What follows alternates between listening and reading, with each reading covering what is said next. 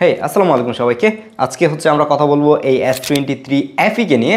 এইটা যদিও কিনা 2023 সালে রিলিজ হয়, কিন্তু 2023 সালে হলেও এই ফোনটা এই 2025 সালের শুরুর দিক দিয়ে এসে একটা best value for money phone হতে পারে। এটাকে গত বেশ কিছুদিন ধরে আমি ব্যবহার করতেছি। ব্যবহার করে আমি আমার ইউজার এক্সপিরিয়েন্সটাই আপনাদের সাথে শেয়ার করব যে এই 2025 সালের শুরুর দিক দিয়ে এসে 35 থেকে 38 হাজার টাকা প্রাইস রেঞ্জে কিন্তু এটা ইউজড মার্কেটে পাওয়া যাচ্ছে। তো এই বাজেটে আসলে এই S23 FE-টা আপনি কিনবেন কিনা। আর এটা কিন্তু দুইটা ভেরিয়েন্ট হয়ে থাকে, একটা স্ন্যাপড্রাগন ভেরিয়েন্ট আর একটা হচ্ছে এক্সিনোস ভেরিয়েন্ট। এবং আপনাকে কোনটা কেনা উচিত সেটা নিয়ে বলতে হবে না, অবশ্যই ম্যাক্সিমাম মানুষজনই স্ন্যাপড্রাগন ভেরিয়েন্টটাই কিনতে চাবে এবং আমিও আপনাদেরকে স্ন্যাপড্রাগন ভেরিয়েন্টটাই রিকমেন্ড করব। কিন্তু বাংলাদেশ মার্কেটে স্ন্যাপড্রাগন ভেরিয়েন্টটা পাওয়ার চান্স অনেক কম, পেলেও হয়তো বা 2-4 হাজার টাকা প্রাইস বেশি হয়ে যাবে। তো এই প্রাইসটা বেশি দিয়ে অনেকেই হয়তো বা এটা কিনতে চাবে না। আর আমার হাতে যেটা রয়েছে সেটাও কিন্তু একটা এক্সিনোস ভেরিয়েন্ট। এক্সিনোস ভেরিয়েন্টের পারফরমেন্স এবং ক্যামেরা আউটপুট কিন্তু স্ন্যাপড্রাগন থেকে একটু পিছিয়ে থাকে। তো এই বিষয়টা কিন্তু আপনাকে মাথায় রাখতে হবে। এই S23 FE এক্সিনোস ভেরিয়েন্টটা যদি এখন আপনি কিনতে চান তাহলে আপনি গ্যাজেটম্যানে ভিজিট করতে পারেন। গ্যাজেটম্যানের ফিজিক্যাল শপ রয়েছে যমুনা ফিউচার পার্কে। তাছাড়াও বাংলাদেশের যে কোনো জায়গা থেকে কিন্তু আপনি তাদের কাছ থেকে কুরিয়ার করে প্রোডাক্ট পারচেস করতে পারবেন। তো যার কারণে আপনি অবশ্যই গ্যাজেটম্যানের ফেসবুক পেজে একটা লাইক দিয়ে রাখতে পারেন। গ্যাজেটম্যানের ব্যাপারে সকল কিছু ডিটেল থাকছে ডেসক্রিপশন বক্সে। প্রথমে এই ফোনটা হাতে নিলেই ফিল করতে পারবেন যে এর ফ্রেমের যে শার্প এজগুলো রয়েছে সেটা কত পরিমাণের ধারালো। এখন পর্যন্ত আমার অনেক ফোন ইউজ করার সুযোগ হয়েছে, কিন্তু এইটার মতো এত শার্প ফোন আমি এর আগে কখনোই দেখি নাই। এইটা কভার ছাড়া হাতে নিলে আপনি ফিল করতে পারবেন যে আপনার হাতটা বুঝি আজকে কেটেই যাবে, এরকম অবস্থা। মানে এত ধারালো ফোন আমি কখনোই দেখি নাই। কিন্তু ধারালো হলেও এটা খুবই প্রিমিয়াম। এর যে ফ্রেমটা রয়েছে সেটা অ্যালুমিনিয়ামের ফ্রেম। এর ব্যাক সাইড এবং ফ্রন্ট সাইডে কিন্তু গ্লাস থাকছে। আর এই গ্লাসটাকে প্রোটেকশন দিচ্ছে কর্নিং গরিলা গ্লাস 5। এই জায়গায় যদি ভিক্টাসের প্রোটেকশন থাকতো তাহলে আমার মনে হয় যে একটু বেশি ভালো হতো। কিন্তু এটা নিয়ে আমি খুব একটা কমপ্লেন করবো না। এর কারণ হচ্ছে FE সিরিজের মধ্যে কিন্তু এর আগে যতগুলো ফোন ছিল সবগুলোতেই প্লাস্টিক ইউজ করছে, সেই জায়গায় গ্লাস এটা অবশ্যই অনেক বেশি করে ফেলেছে। আর স্যামসাং এর ফোনের ডিজাইন নিয়ে নতুন করে কিছু বলার মতো নাই, কারণ ডিজাইন একদমই সবগুলাই সেম। 15,000 টাকা দিয়ে কিনলে আপনি যেই ডিজাইন পাবেন, 1 লাখ টাকা দিয়ে কিনলে আপনি সেম ডিজাইনই পাবেন। ডিজাইন নিয়ে কথা বলার কিছু নাই। এটার বিল কোয়ালিটিতে কোনো অবস্থাতে কম্প্রোমাইজ করে নাই। কিন্তু যে জায়গায় আপনি কম্প্রোমাইজটা দেখতে পাবেন সেটা হচ্ছে এর সামনের দিকে যখন আসবেন তখন এই ডিসপ্লের মধ্যে দেখতে পাবেন। এই ডিসপ্লের চারপাশের বর্ডারটা দেখে মনে হচ্ছিল যে এই ফোনের প্রাইস 20,000 টাকা। হ্যাঁ, এটা এতটাই মোটা ছিল, মনে হচ্ছে যে এটা দিয়ে মানে ট্রেন চালানো যাবে। যদিও কিনা বাংলাদেশে এখন ট্রেনও মাঝে মাঝে বন্ধ হয়ে যায়, কিন্তু এইটা দিয়ে ট্রেন চালালে মনে হয় না যে ট্রেন বন্ধ হবে, কারণ এটা এতটাই মোটা। আর নিচের দিকের বেজেলটা তো আরো বেশি মোটা, যেটা দেখতে অনেক বেশি বিশ্রী লাগতেছিল। এখানে ডিসপ্লে হিসেবে থাকছে 6.4 ইঞ্চি ডাইনামিক অ্যামোলেড 2X ডিসপ্লে, যেটাতে 120 হার্জের হায়ার রিফ্রেশ রেটের পাশাপাশি HDR10 এর সাপোর্ট পাচ্ছেন। আর এটার পিক ব্রাইটনেস 1400 নিটস, যার কারণে ডিরেক্ট সানলাইটে ইউজ করতে গেলে ব্রাইটনেস নিয়ে কোনো অবস্থাতেই প্যারা খাবেন না, খুবই ভালো ব্রাইটনেস দিয়েছিল। তাছাড়াও এই ডিসপ্লেটা খুবই শার্প এবং কালারটাও ছিল খুবই একুরেট। স্যামসাংয়ের যে ফ্ল্যাগশিপ ডিসপ্লেগুলো রয়েছে সেম ডিসপ্লেটাই কিন্তু এটার মধ্যে ইউজ করা হয়েছে। কিন্তু এই ডিসপ্লের মধ্যে জাস্ট কমপ্লেন একটাই, চারপাশের বর্ডারটা একটু মোটা, যার কারণে দেখতে বাজেট ফোনের মতো লাগে। কিন্তু ডিসপ্লের কোয়ালিটিতে কোনো অবস্থাতেই কোনো কম্প্রোমাইজ করা হয়নি। এই ডিসপ্লেটার নিচের দিকে একটা অপটিক্যাল ফিঙ্গারপ্রিন্ট সেন্সর পেয়ে যাবেন, যেটা খুবই ফাস্ট ছিল। কিন্তু আমরা যেই প্রাইসে এই ফোনটা কিনতেছি কিংবা এই ফোনটা যেই প্রাইসে মার্কেটে আসছিল সেই সময় আমার কাছে মনে হয় যে সবারই এক্সপেকটেশন ছিল যে এটাতে একটা আলট্রাসোনিক ফিঙ্গারপ্রিন্ট সেন্সর থাকবে, যদিও কিনা তারা এটার মধ্যে অপটিক্যাল সেন্সর ইউজ করছে, বাট এটা খুবই একুরেট এবং খুবই ফাস্ট কাজ করছিল। শুরুতে আপনাদেরকে যেটা বলছিলাম যে আমার হাতের এই ইউনিটটা একটা এক্সিনোস ভেরিয়েন্ট। এটার মধ্যে এক্সিনোস 2200 যে 4 ন্যানোমিটারের চিপটা রয়েছে সেটা ইউজ করা হয়েছে। আর যদি আপনি এটা স্ন্যাপড্রাগন ভেরিয়েন্ট কিনেন তাহলে স্ন্যাপড্রাগন 8 Gen 1 যে চিপটা রয়েছে সেটা ইউজ করা হয়েছে। পারফরমেন্সের দিক দিয়ে স্ন্যাপড্রাগন 8 Gen 1 থেকে এই 2200টা একটু পিছিয়ে আছে, তার মানে এটার ডিস্টেন্সটা 19-20 বলতে পারেন। কিন্তু যদি আপনি লং টাইম গেমিং করতে চান, মানে 4-5টা ম্যাচ খেলে ফেলবেন একই সাথে গেমিং করতে গেলে, তখন আপনি এর ডিফারেন্সটা খুব ভালোভাবে ফিল করতে পারবেন। কারণ এক্সিনোসের এটা দিয়ে যদি 3-4টা গেম খেলা যায় তাহলে অনেক বেশি ওভারহিট হয়ে যাচ্ছিল এবং ওভারহিটের কারণে পারফরমেন্স ড্রপ করতেছিল, তখন গেমিং পারফরমেন্স এতটাও বেটার হচ্ছিল না। কিন্তু রেগুলার লাইফে এই ডিভাইসটা ইউজ করার জন্য যে পারফরমেন্স ডেলিভার করতেছে সেটা মোর দেন এনাফ। আপনি কোনো অবস্থাতেই কোনো ল্যাগ হ্যাং দেখবেন না। তার উপর তো One UI এর যে মানে মাখন লেভেলের এক্সপিরিয়েন্সটা সেটা তো আপনি মানে অসাধারণ লেভেলের পেয়ে যাবেন। আমার কাছে মনে হয় যে One UI এর যেই লোক একবার আটকে গেছে সেই লোক আর কোনোদিন বের হয়ে অন্য কোনো ওএসে যেতে পারবে কিনা এটা নিয়ে খুবই কনফিউজড। কারণ One UI 7 এর মধ্যে যেই জিনিস দেখাইছে আমি ওটার জন্য অনেক বেশি অপেক্ষা করতেছি যে এটা কবে আসবে, কবে এটা পাবলিক হবে এবং আপনাদেরকে নিয়ে একটা এক্সপিরিয়েন্স ভিডিও বানাতে পারবো। এই S23 FE-টা কিন্তু এখনো Android 14 এ রান করতেছে, তার উপরে হচ্ছে One UI 6.1। এটার মধ্যে Android 15 কবে আসবে আমি শিওর না, কিন্তু এই ফোনটার মধ্যে কিন্তু আপনি 4-5 বছর আরও সফটওয়্যার আপডেট পাবেন, যেটা খুবই ভালো ব্যাপার যে স্যামসাং কিন্তু এখন 7 বছর সফটওয়্যার আপডেট দিচ্ছে। তো এই ফোনটার মধ্যে আপনি Android 18 মেবি পেতে পারেন, আমি শিওর না 4-5 বছর হিসাব করে থাকেন যে কত আসে। তো সফটওয়্যার সাপোর্ট নিয়ে আমার মনে হয় না যে কারো কোনো ধরনের কমপ্লেন থাকবে এখন স্যামসাংয়ের ফোনগুলোর উপরে।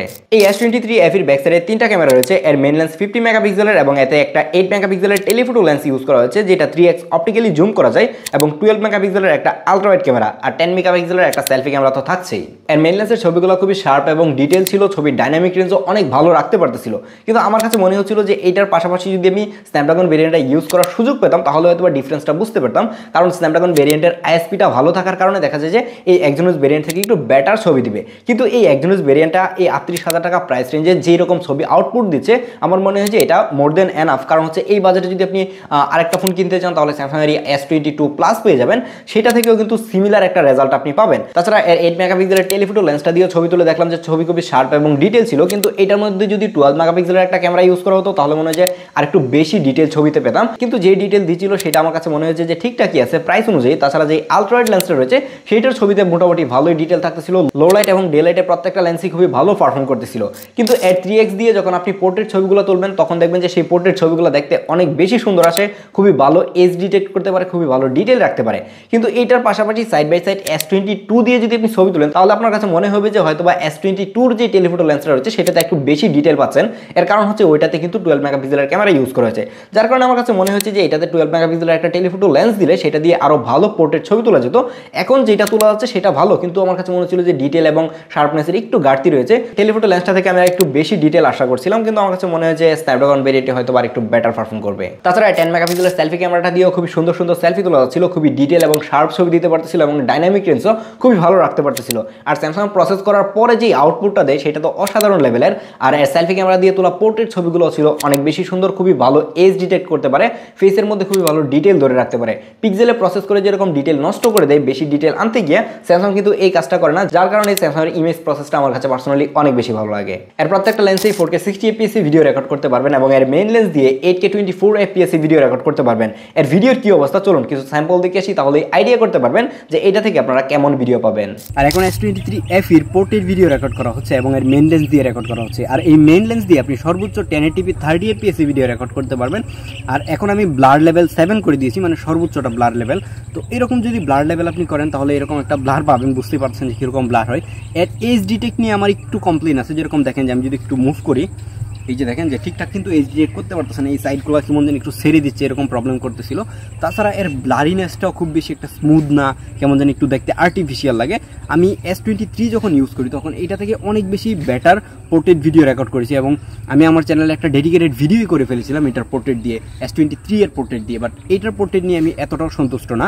এখন আমরা সুইচ করবো 3x এ এবং 3x এর পোর্ট্রেট কীরকম হয় সেটাই দেখাবো। এটা রেকর্ড হচ্ছে 3x দিয়ে, এবং 3x দিয়ে যদি ভিডিও রেকর্ড করেন আপনি ফোন থেকে অনেক দূরে চলে যেতে হবে এবং সাউন্ডও কিন্তু কম রেকর্ড করবে। তো সেই জায়গায় যদি 3x এ ভিডিও রেকর্ড করেন, এইটাও কিন্তু ব্লার লেভেল আমি ফুল করে দিয়েছি। 3x এ কতটুকু ভালো এজ ডিটেক্ট করতে পারতেছে আমি যদি একটু মুভ করি, আই থিঙ্ক আপনি বুঝতে পারবেন। তাছাড়া যদি একটু সামনের দিকে যাই, হ্যাঁ আপনি ক্লিয়ারলি বুঝতে পারছেন যে এটা আমার কাছে এর 3x নিয়ে একটু কমপ্লেন আছে, যেরকম ভিডিও খুব একটা শার্প না, মাঝে মাঝে ব্লার করে দিচ্ছিল, এজ ডিটেক্ট ঠিকঠাক করতে পারছিল না, সেমভাবে এর 1x এর মতো। তো আই থিঙ্ক আপনি এই 3x এর ভিডিও কোয়ালিটি কেমন হয় সেটাও বুঝতে পারছেন।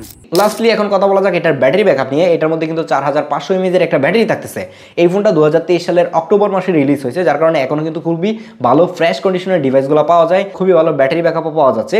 যদি এই ফোনটা আপনি আরো 1 বছর পরে কিনেন তখন হয়তো বা এরকম ব্যাটারি ব্যাকআপ পাবেন না। এটা থেকে যেই ব্যাটারি ব্যাকআপ দিচ্ছিল অনায়াসেই কিন্তু একদিন পার করে দিতে পারবেন। স্ক্রিন অন টাইমের কথা হিসাব করতে গেলে 6 থেকে 7 ঘন্টা কিন্তু অনায়াসে এটা থেকে আপনি স্ক্রিন অন টাইম পাবেন।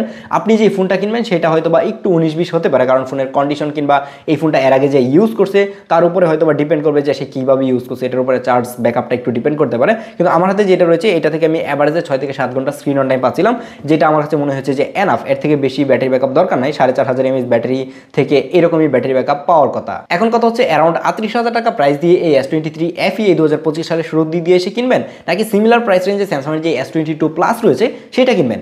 এই জায়গায় দুইটা বিষয় রয়েছে, যেরকম S22 প্লাসের ডিসপ্লেটা বড়, তারপর ওটার ডিজাইন কিন্তু এরকম লেটেস্ট ডিজাইনগুলোর মতো না, তো এই বিষয়টা কিন্তু আপনাকে স্যাক্রিফাইস করতে হবে। তাছাড়া এই ডিসপ্লে থেকে, মানে এই S23 FE ডিসপ্লে থেকে কিন্তু S22 প্লাসের ডিসপ্লেটা বড় এবং দেখতেও কিন্তু ওইটা বেশি সুন্দর, একদমই বেজেললেস একটা ডিসপ্লে। তো ওই জায়গায় এক একজনের পছন্দ এক এক রকম থাকতে পারে, কিন্তু পার্সোনালি আমাকে জিজ্ঞেস করলে আমি রিকমেন্ড করবো কিন্তু S22 প্লাসটা, কারণ ওইটা কিন্তু আপনি অ্যাভেলেবেল পাবেন হচ্ছে স্ন্যাপড্রাগন ভেরিয়েন্টটা পেয়ে যাবেন, যেটার পারফরমেন্সও অনেক ভালো দিবে, ক্যামেরা আউটপুটও এইটা থেকে মেবি ভালো দিবে, আমি শিওর না, দুইটাকে একসাথে কম্পারিজন করলে হয়তো বা বুঝতে পারতাম কি অবস্থা। কিন্তু আমি আপনাকে রিকমেন্ড করবো যে S22 প্লাসটা নেওয়ার জন্য, কারণ ওইটাতে ডিসপ্লে ইস্যু কিন্তু এত বেশি নাই। বাই দ্য ওয়ে এটার ডিসপ্লে ইস্যু আছে কিনা এটা এখন পর্যন্ত শিওর হওয়া যাচ্ছে না, S24 FE চলে আসছে, তো ওইটা আসার পরে মনে হয় যে 1-2 বছর পরে এটাতে ডিসপ্লে ইস্যু শুরু হয়ে গেলে হয়েও যেতে পারে, এখনও কিন্তু শিওর বলা যাচ্ছে না। তো এখন পর্যন্ত এটা ডিসপ্লে ইস্যু ওইভাবে আমি দেখি নাই, আপনি কিনার আগে আরেকবার চিন্তা করে দেখতে পারেন। তো দেখা হচ্ছে পরবর্তী ভিডিওতে, আল্লাহ হাফেজ।